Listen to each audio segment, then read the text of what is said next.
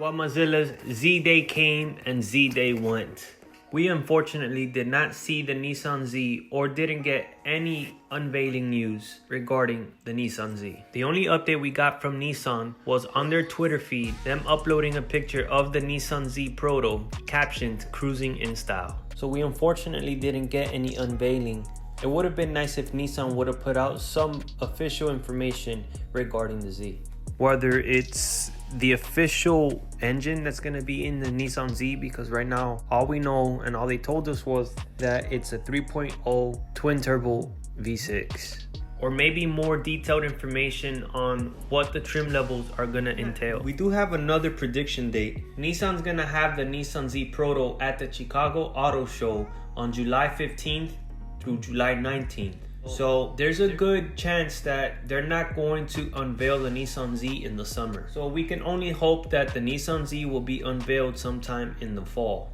If it does get unveiled sometime in the fall, then that means there is a good chance that we will start seeing the Nissan Z being produced sometime next year. It's unfortunate that we're not getting any official news regarding the Nissan Z, yet they continue to showcase the Z Proto. So I do understand Nissan with them trying to stay relevant, but it's kind of getting old. The great thing is that we're starting to see Nissan heat test the Nissan Z out in Arizona.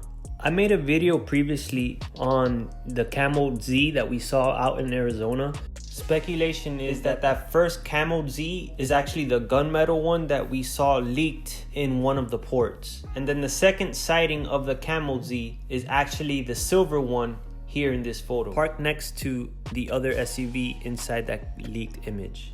One thing to notice is the same wrap that's on the quarter panel of the Nissan Z, as well as on the lower valence, on the lower portion of the bumper. Now, I'm not sure why they ended up going with two different wraps. Maybe they just ran out of the original wrap. All right, guys, so I'm just gonna add to this video. This is a recording made on a separate day, and I don't have time to edit, but we have more sightings of the Nissan Z.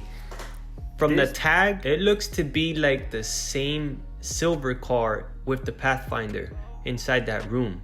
So it's a good chance that it's the same silver car with the touring package. Something to note, in the front, it looks like it's a new bumper, unless they just taped over the middle just to kind of throw us off. And what is that down the center in the middle of the grille? That's probably the actual module for the obstacle avoidance sensors. Now this other one with the tag 027526, this may be the gunmetal one that we saw in the port. What we do notice here on this Z is the fact that it has the parking sensors in the rear. So this must be one of the tech packages, or what they call the touring package. In this picture here, you can actually see the caliper, and it looks like an Akebono caliper. And they're all gonna come with Akebonos, and then the sport version will come with the Brembos. Let's talk about a feature that the Nissan Z is gonna have. So we all know that the Nissan Z is gonna have a LCD screen as the gauge cluster. What's so specific to this Nissan Z's LCD? Nissan had an interview with Sugio Matsuda, which is the GT500 race driver, and they posted this on May 20th. I'm gonna go ahead and quote what Matsuda said during the interview. He got asked, "How did you get involved with the Z project?" And he responded, "Hiroshimi Tamura, the chief product specialist of the Z, approached me and mentioned that he wanted to give the next Z a distinct racing flavor. Because of my experience in GT racing and the fact that I performed lots of on-track testing, he specifically wanted to know what I thought was important when driving hard on the racetrack. I told him that the instrument gauges in race cars tend to make a big difference for timing your upshifts."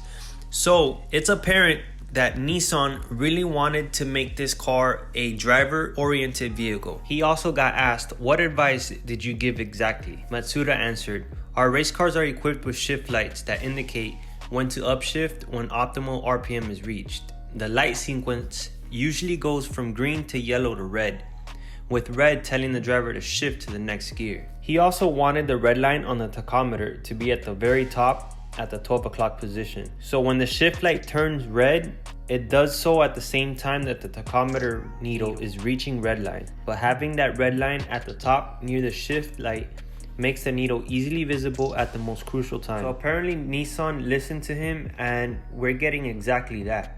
Nissan knows we're gonna take this out on the track a lot, so let's hope that they're actually testing out over there in Arizona a Gen 2 to the VR30, because the current VR30 right now kind of gets heat soaked pretty quickly, and it would be nice to have a Gen 2 VR30 with new cooling mods, bigger oil cooler, a bigger engine oil pan. I might be reaching a little far here, but maybe some forged internals, better turbos. These are all things that the current VR30 needs improvement on, and let's just hope that Nissan are correcting all of the faults with the current VR30. What I see as another nice feature is that Nissan actually put all the gauges that you require while racing in front of you in the cluster. That way you don't get distracted having to look towards the gauge pods while you're driving hard. As you can see, you have the engine oil temp, engine oil pressure, water temp, and diff oil temperature, as well of course as your boost. One thing I can actually hope for is that Nissan gives us the option to customize and configure our gauge cluster.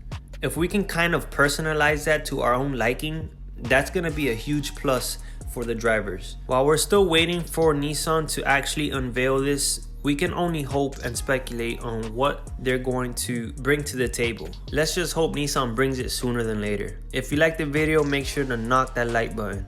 If you want to see more videos like this, make sure to push the sub button and bang that bell.